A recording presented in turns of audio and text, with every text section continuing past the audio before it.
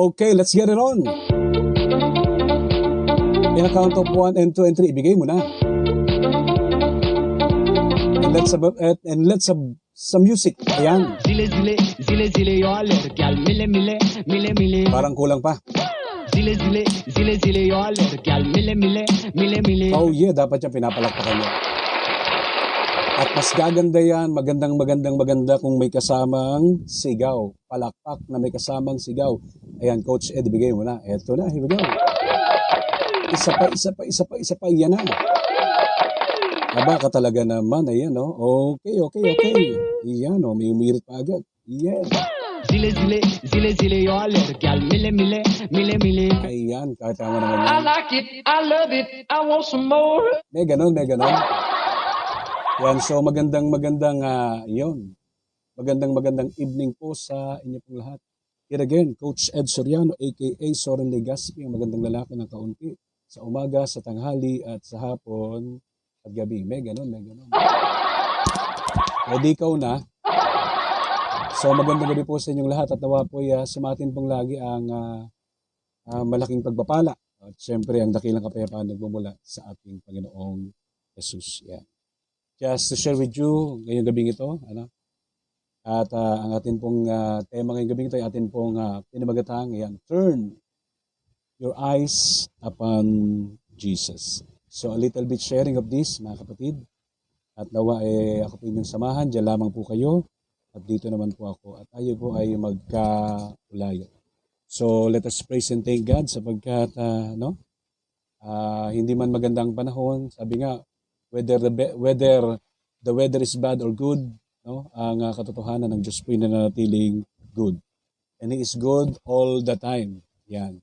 Sa umaga, sa tanghali, sa hapon at gabi, from Monday to Sunday, from January to December. Yehey, dapat yan pinapalakpakan.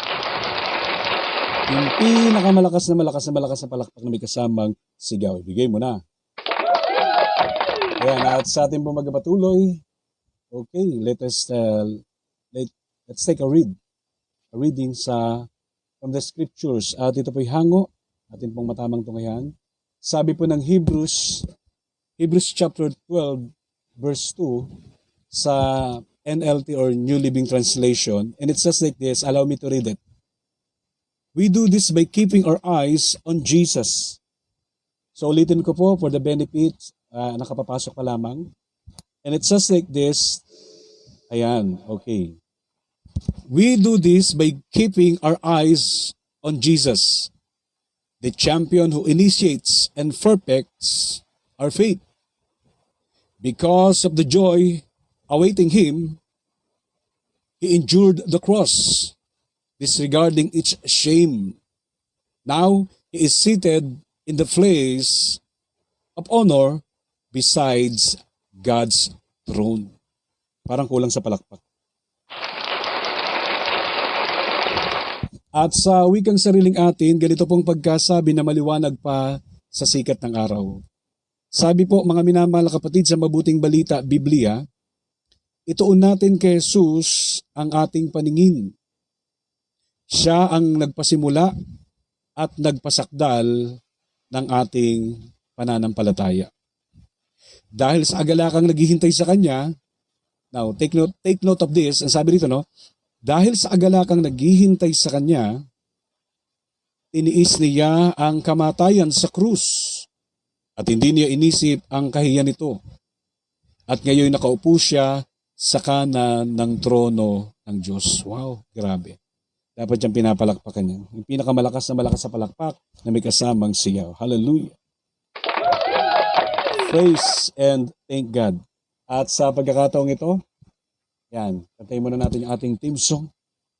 All about be a blessing, spread the good news. Thank you, Lord. Thank you, Jesus. Mapapalad ang nauna, dalang mabuting balita. Mapapalad ang pumaparito, dalang mabuting balita. Sabi nga, how beautiful are the feet of those who bring good news. God called us to be a blessing, a great blessing to others by bringing the good news and not the bad news. Yeah, yeah, yeah, yeah. La la la la la la. La la la la la la. La la la la la la. La la la. Here we go. Yes. Blessed is he who comes in the name of the Lord. Yes, blessed is he who comes in the name of the Lord, who bring good news. Sing it once again. Yes, blessed is he who comes. Yes, in the name of the Lord.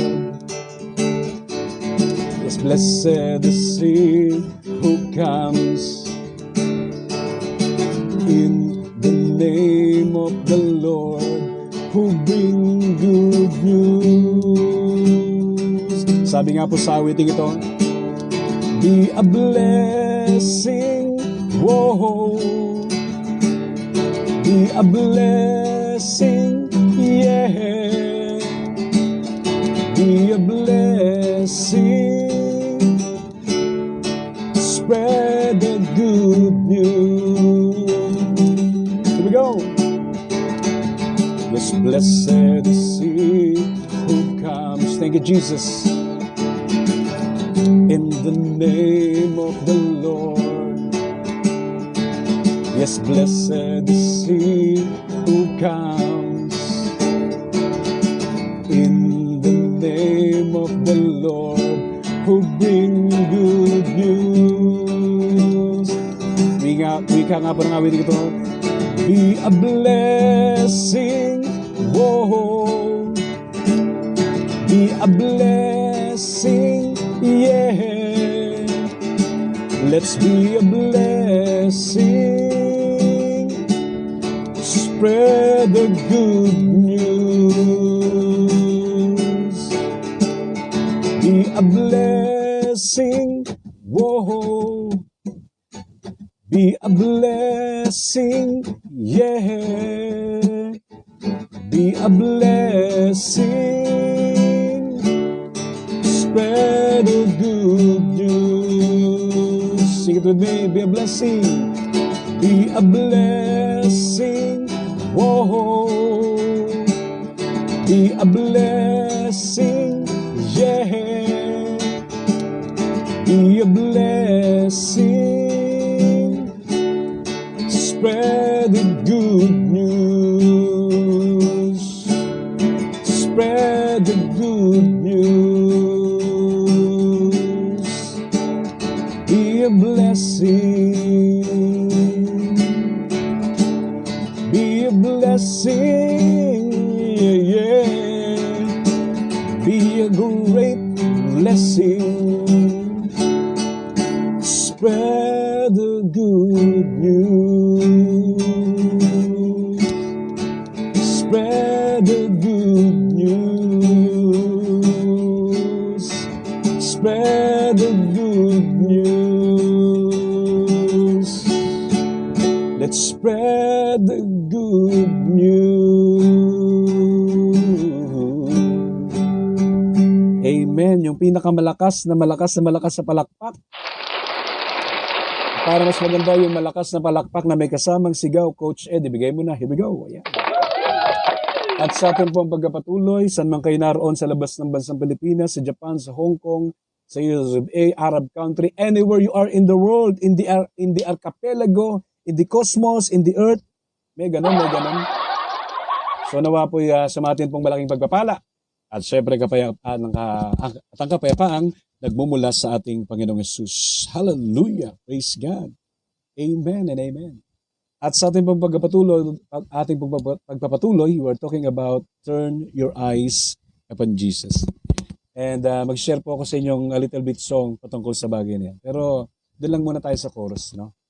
Samantalang pinag-aaralan natin. Kasi ito po, isa rin po ito sa paborito kong awitin na napakinggan ko sa Man of God. Sabi nga ng awitin ito, allow me to sing it a little bit. Sabi ng awitin, turn your eyes upon Jesus. Look full at His wonderful face. Yan mamaya na, nagmamadali ka naman, coach. Wala naman ganun. O tingnan mo, may umihirit tuloy, may umihirit tuloy. I love it, I want some Ayaw more. papigil, ayaw paawat. I like it, I love it, I want some Aba, more. meron pang gustong kumis. Ayun, hallelujah. Yan. So sa ating magpatuloy, sabi nga po, no, turn your eyes unto Jesus. At yung verse po natin kinote ay doon po sa Hebrews chapter 12, verse 2. Sa New Living Translation, sa NLT, at doon po sa Magandang Balita, Biblia. At sa ating magpatuloy, ito nga po yung sinasabi, a little bit sharing of this. Sabi dito, what you look at will affect your respond. Ano pong ibig sabihin? Ang tinitingnan mo ay makaapekto sa iyong pagtugon. At totoo po yun. So ito po yung related sa atin pong gospel last week. And it is all about yung pong Jesus walks on water. At maging si Apostol Pedro, alam natin, no, siya po yung dalubhasa pagdating sa pangingisda. Alam niya po yung laot, alam niya po yung dagat, magaling siyang lumangoy, pero never po siyang lumakad sa ibabaw ng tubig. No? Bukod po dito sa Gospel according to St. Matthew 14:22-33. At balikan po natin yung ating pong focus. Turn your eyes upon Jesus. Sabi nga po rito, ang tinitingnan mo ay makakaapekto sa iyong pagtugon. And including that, it says, when you look at your problems, yan, katulad, yung pong wind and waves stands for problems, stands for trials. So, sa spiritual na pangungusap, sa usapang Biblia, kapag binabanggit po natin, no, yung mga unos at hangin na yan po'y tumutukoy sa mga hamon ng buhay natin, mga pagsubok, problema, no, and so forth, and so on. Kaya dito, kapag nakatuon ka sa iyong problema, di ba, babagsak ka. Maaari kang matakot, so to speak. Maaari kang matakot kapag kapag ikaw po ay nakatingin. No, lalong-lalo na kapag nakatingin ka sa bagyo. At bukod dun sa maaari kang magkaroon ng takot, maaari ka ring mawalan ng lakas ng loob. At totoo po yun. Yung mga pangyayari sa buhay natin na hindi maganda, no, na kung saan di natin naasahan dumarating, yan po yung nakakapagbigay sa atin ng takot at panghihina. Pero lagi nating tatandaan, when there is bad news, laging may kasunod dyan na good news. Sapagkat Jesus will never leave us nor forsake us. Because God is with us every day, day by day. Parang ayaw natin pumalakpat at sumigaw sa Lord. Parang kulang pa ng isa pa. Kaya nga dito sinasabi, no? Okay. Kapag nakatuon ka sa iyong mga problema, maaari kang matakot. Kapag nakatingin ka sa bagyo, maaari kang mawalan ng lakas ng loob. Ngunit, sabi rito, no? But when you turn your eyes upon Jesus, you will find what? You will find faith, strength, and peace. Sabi rito, ngunit, kapag itinoon mo ang iyong mga mata kay Jesus, makasusumpong ka ng pananampalataya. Say that word, faith. No? Say that word, pananampalataya. Pangalawa, sabi ito, makasumpong ka, you will find lakas. Na? You will find strength, lakas, and yung sinasabing peace or kapayapaan. As we take a second look, sabi ng Hebrews chapter 12, verse 2, says, fixing our eyes on Jesus. Now, ito pa yung magandang tandaan natin at lagi nating alalahanin. Na ang sabi dito, kung kanino dapat natin ito ng ating paningin, ay walang iba kundi sa Panginoong Yesus. Ako po ba may kausap dito? So shoutout lang po kayo, no, yung mga nakikinig at nanonood dyan. So please do some comments kung saan po kayong lugar o kung kayo po yung napapagpala, no, sa pagbabahagi ng awitin, no, ng Word of God. So allow me to know that. Oh, may ganun, pa-English ka pa, ha? May ganun. Spoken in Dorlo. Yan, shoutout po sa atin pong kaibigan dyan, no? Dati nating choir mate, ayan, Sister Grace Bristol. Dapat yan, pinapalakpakan yun. Wag naman kayong ganyan, para naman ako nag-isa dito. Asan yung mga kasama ko dyan? Parinig naman po yung palakpak na may kasamang sigaw. Parinig nyo, marami tayo rito. Ayan, oo. Sige pa, isa pa, kita nyo, may mihirit pa nga, I like it, I love it, I want some more. May mamang umihirit pa sa tabi. Ano sabi mo? I like it, I love it, I want some more. Ayaw pa pigil, ayaw pa awat. Parang gusto ko tuloy mo pasawi, Zile zile zile zile yo aler gal mile mile mile mile. Di wow. Yan, shoutout din po kay Sister Aida Judar. Yan. Fernando, dapat yan pinapalakpakan yan. Shoutout sa mga taga Malabon, walang baha. At kung meron man darating na baha ng blessing, ito ang para sa inyo. Yan, ayan. Sabi po ni Sister Grace Jing Bristol, yes, only in Jesus keep the faith. Yan. At sabi nga po dito, no, talking about yung Hebrews chapter 12 verse 2, ang sabi diyan, ninay ko, tulitin ko lang po, fixing our eyes on Jesus, the author and perfecter of our faith. Sabi niya, hello brother Dudes. Yan, hello din po. So, madalas nating nababasa, Jesus as the author and perfecter of our faith. Pero, ang tanong dito, ano po ba yung kahulugan niyan?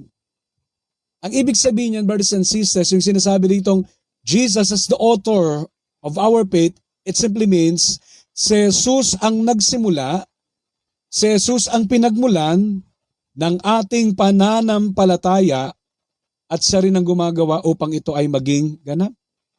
Sapagkat katulad nga po ng aking pangaral last week, ang pananampalataya natin is like wiper ng sasakyan. Kumakaliwa, kumakanan, so hindi steady. Amen? Yung faith natin, gano'n, nagwiwiggle. Left and right, left and right. Ngayon, nasa kaliwa. Susunod, nasa kanan. Amen. Merong gigit na, maihinto, didiretso, babalik. Amen.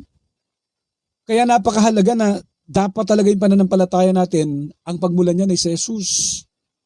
Sapagkat kapag si Jesus ang pinagmulan niyan, hindi papayag ang Diyos na yung pananampalataya natin ay manatiling stagnant.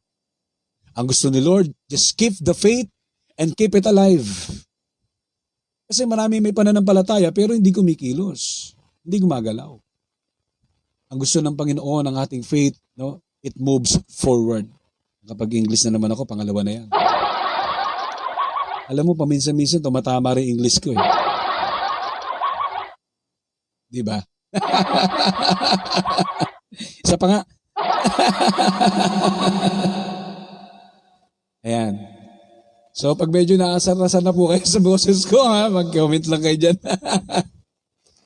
O nga pala, bago ko makalimutan, ito naman, hindi naman kabigatan sa inyo yan. Yan. Shoutout din kay Brother John Michael Grapil, no? Yun sa mga tagabagong silang, itong para sa inyo. At siyempre, gusto natin sa mga kasama natin yung palakpak na may kasamang sigaw. Parinig nyo nga po. At kung hindi naman nakakahiya sa inyo, magpalipad naman kayo ng between dyan, no? As your support sa akin pong ginagawa. So, at sa mga, no? Please do like and share and follow yung aking pong FB page. No? It is all about the blessing, spread the good news, then yung pong the preacher, ang mga ngaral, at yung pong called, no? Yung you're called with great purpose. Yan. So something like that. So tatlo po yung ating pong FB page. Pero lahat yan ginagamit natin, pero ang madalas tayo nakapokus sa ating, siyempre, no? yung sa ating FB page na it is all about be a blessing, spread the good news. So ang ibig sabihin ng author of our faith, si Jesus ang pinagmulan, nagpasimula ng ating pananampalataya at siya din ang nagpapasakdal. Hindi mawawala sa buhay natin yung mga problema at pagsubok, kasama yan dyan eh. It is a part of our life. Diba? Diba? Sabi nga na, diba? Diba? Habang may buhay, may diba? Pagbangon, mali. Pagsubok. Yan. So, nandiyan na rin po yung ating super friends, kaibigan din, Sister Nora Mansano. From Taguig, dapat siya pinapalakpakan niya. Parang gusto ko tuloy mapakanta eh. Ang daming people, somewhere out there, beneath the... Hindi ko na alam yung susunod, bahala na kayo yan. Salamat po sa inyong pagtsatsaga sa pagmumukhang ito, ha? No? Salamat po sa inyong pakikinig, di ba? At ang atin naman, di ba, kung bakit malakas ang loob natin, for the Lord naman yan eh. Mas maganda na yung sinubukan mo kaysa, di ba? Mas maganda na yung nabigo ka na sinubukan mo. Amin po ba? Kaysa yung nabigo ka na hindi mo sinubukan. Sapagkat naniniwala tayo, di ba? Lahat tayo may potential eh. So we have to unleash it. Di ba? Kung saan ka tinawag ng Panginoon, kung saan gagamit ng Panginoon, di gamitin mo yun. So tayo, tinuruan naman tayo ng Diyos kahit pa paano magsalita, di i-share natin. Kaya ito yung ginagawa natin. So anong sabi dito, mga kapatid, sa ating pagkapatuloy? The storm may be around you. Totoo naman po yan eh. Katulad dito mga nakararaan, di ba? Ilang araw na tayong inuulan. Maghapon mo ulan, baha, stranded, di ba? Sa ibang lugar, grabe, ang baha, lampas tao, di ba? Yung iba hanggang dibdib. So yan, nandyan na rin po yung aking pong classmate nung high school, si Brother Judy, yan. Songalia, Kalo, yan. Dapat yan, pinapalakpakan niyo. Yung pinakamalakas na palakpak na may kasamang sigaw. Yan. At siyempre, pinopromote ko rin classmate, no, yung Ichimani. Pero magaling po siya, mahusay po siya magluto. Japanese po ba yan, classmate? Yan, so please do some comments. Wow, nandyan na rin po yung kapwa natin mga ngaral. Dapat yan, pinapalakpakan yun. There are so many people dito po sa atin pong kwarto ngayon. No? Salamat kay Brother Jerry Gonzales Empante, yung kapwa natin mga ngaral from Albay. Dapat yan, pinapalakpakan niya ng pinakamalakas na palakpak na may kasamang sigaw. Ito na. Yan, so ulitin ko po Yan, kung hindi naman po kalabisan sa inyo, magpalipad po kayo ng mga stars. Yan, bilang support nyo po sa aking venture, sa ating ginagawa. Yan. So sa ating pagkapatuloy, the storm may be around you, but don't let the storm get inside you. Diba? Don't focus on the problem, focus on Jesus. Sobrang ganda po ng sinasabi, hallelujah, napapa-hallelujah talaga ako. Napapa-praise the Lord talaga ako. Anong sabi po mga kapatid ko minamahal, sa ganito natin siya ilagay. Maraming bagyo, kung sabi dito, no, maaring may bagyo sa paligid mo. Totoo naman po yun, hindi mawala. Pero ang mahalaga dito, ngunit huwag mong hayaang makapasok ang bagyo sa iyong puso. Literally speaking, sa atin, di ba? Sa atin, no, madalas pag umuulan, bumabaha, pero huwag nating hayaan yung baha pumasok sa tahanan natin. Kasi pag pumasok yung baha sa tahanan natin, magkakalipunga ka. Magkakaproblema ka sa balat, di ba? O, hindi ko nababanggit yung ibang sakit kasi ang gusto natin i-glorify dito si Jesus eh. Maaring may mga bagyo pero huwag mong hayaan yung bagyo. So to speak, in spiritual speaking, huwag mong hayaan yung bagyo manaig sa'yo. Huwag mong hayaan yung bagyo talunin yung damdamin mo, tangayin yung damdamin yun. Di ba katulad nga ng awitin, minsan ng ating kaaway, pilit na, di ba, tinatangay ang damdamin at sa aking pagpupuri, ako'y lubos na tagumpay, di ba? Basta mahalaga dito, focus tayo kay Jesus. Huwag natin hayaan manigin yung bagyo na yun sa ating puso, yung mga problema at pagsubok na yan. Give it to God, cast your burden unto Jesus, 1 Peter 5:7. Sa Kanya inyo ipagkatiwala, ipasa ang inyong mga kabigatan sapagkat siya nagmamahal, nag-aaruga sa inyo. Anong sabi dito? Huwag kang mag-focus sa problema. Mag-focus ka kay Jesus. Sa madalit sabi, ituon mo ang iyong mga mata kay Jesus at patuloy kang tumingin sa Kanya. Huwag kang mag-aalis ng tingin, babe. May ganon. Brothers and sisters, so to speak, huwag tayong mag-aalis ng paningin sa Kanya.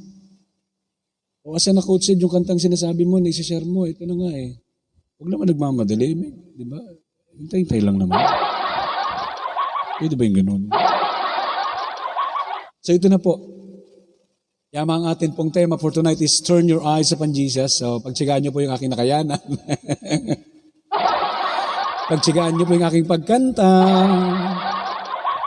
Ayan, yung mga nanonood, nakikinig, makonsensya naman kayo. Baka pwede naman magpalipad kayo ng star. Star naman dyan pag may time. At yung in advance, no, pagpalain kayo ng Panginoon. Ito na. Yan, okay. So, let us hear this song. And it was entitled, Turn Your Eyes Upon Jesus. Kung di ako nagkakamali, ito po ay, it was popularized by man of God, Smith, James Swagart. No? Hindi ako nagkakamali. Pakinggan natin. It says like this. Turn your eyes on Jesus. Glory to God. Turn your eyes upon Jesus. Look full at His wonderful face, and the things of the earth will go strange, leading and the light of His glory and grace. So turn your eyes upon Jesus. Look full at His wonderful face, and the things of the earth will go strange, leading and the light of His glory and grace. So turn your eyes upon Jesus. Look full at His wonderful face, and the things of the earth will go strange, leading and the light of your glory and grace. Sing it with me. Just turn your eyes upon Jesus. Look full at His wonderful face, and the things of the earth will go strange, leading and the light of His glory and grace.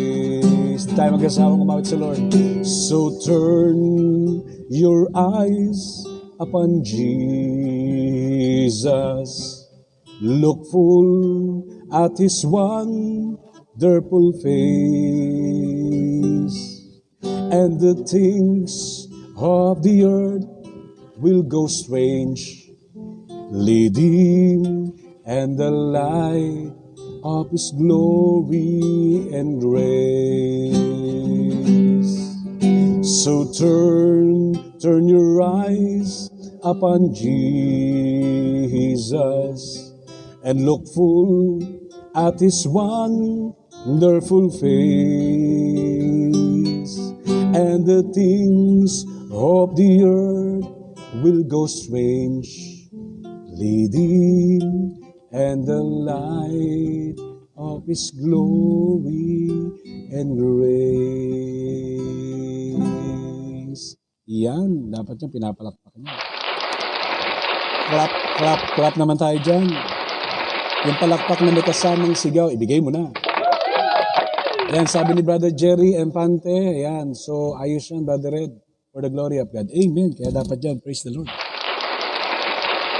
Aba, may umihirit, paayaw, paawat, ayaw, paawat. I like it, I love it, I want some more. Talaga naman. I like it, I love it, I want some more. May ganon, may ganon. So shoutout din po, ayan, kay Brother Joseph R. Yan, Pena Verde. She's also watching. So hindi ko pa alam kung saan po yung inyong era, inyong lugar. So please do some comments. And as we go over sa ating pagpapatuloy, yan. So yan po yung awiting, turn your eyes upon Jesus. So pwede nyo po yung i-search, no? Napakagandang awitin po yan. So may karugtong po yan, baka, no? Hopefully sa susunod, bubuhin natin yung awitin na yan. So medyo bahabahagya, no? Amen. So simple lang natin. Sabi nga dito, no? Don't magnify the problem. Yung mga pinag-usapan natin is turn your eyes upon Jesus. Sabi dito, no? Don't magnify the storm. Magnify Jesus. Parang kanta, no? Tandandandaran. Magnify Jesus. Diba? Parang ganun Diba? Magnify Jesus. Magnify the Lord. Yun naman talaga Kaya nga rin po yung sa aking hinayuan na gamit ko po yun as an illustration yung magnifying glass. Kasi pag sinabi natin talking about the word magnify, it simply means palawakin. It simply means palakihin. Diba kapag gumamit ka ng magnifying glass, yung bagay na hindi mo makita na napakaliit, pag gumamit ka ng magnifying glass, yung maliit na bagay lumalaki. So ganoon din sa atin. Huwag ang problemang pinalalaki natin. Dapat yung ang palalaki natin pananampalataya. Dapat ang palalaki natin yung atin pong pagtitiwala sa Diyos. At para yung pananampalataya natin ay, di ba, mamagnify natin. So keep our eyes on Jesus. Yan, shoutout din kay Sister Irene kung daw nagkakamali, no? So dumaan sa ating, yan, nakita ko po sa ating pag-live. Kaya dapat yan pinapalakpakan yan. At siyempre ako po yung magpapasalamat sa inyo pong pagsuporta ngayong gabing ito. At kung kayo po yung napagpala, no, katulad ng sabi ko sa inyo kanina, so please do send stars. Yan. At yan po yung aking pinasalamatan ng malaki. For the glory of God. At ganun din, no? Feel free to share it, like and share, at siyempre follow me sa akin pong mga FB page, sa akin pong FB account. Yan. Yung Be a Blessing, Spread the Good News, The Preacher, ang mangaral, at ganoon din po yung yan, Called for a Great Purpose. So again, ako po yung nakasama ngayong gabing ito. Ako po si Coach Ed Soriano. Nagsasabi sa ating, turn your eyes upon Jesus. So, sa Diyos lang talaga natin dapat ituon ang ating paningin. Sapagkat sa Kanya, hindi tayo panghina. Sa Kanya ay may tagumpay. At higit sa lahat, sa Kanya ay may answered prayer kasama ang himala at dakilang bagay. So, nawang Panginoong Hesus ay laging mabuhay sa atin sa pamagitan ng atin pong pag-apply sa buhay ng Word of God. And a big God bless you more and more sa inyo pong lahat. At yan, may mahabol din. So, nandiyan din po aking kumpare si parang Bishop Anthony Cartagena. Iba sa dapat niyang pinapalakpakan niya. Yung palakpak na may kasamang sigaw, bigay mo na. So mga kayo po yung napagpala sa atin pong shiner na scripture text. At syempre doon po sa A Little Bit Explanation of that text. At syempre yung sa ating awiting, it was entitled, Turn Your Eyes Upon Jesus. So sa mga hindi nakapanood from the start, so pwede nyo naman po yung balikan. So a big God bless you more and more. And a blessed Sunday sa ating pong lahat. At lagi nating tatandaan, kapag sa Diyos tayo nagtiwala, hindi tayo mabibigo at hindi tayo mapapahiya. Tsak yun, ang Diyos ay gagawa ng himala.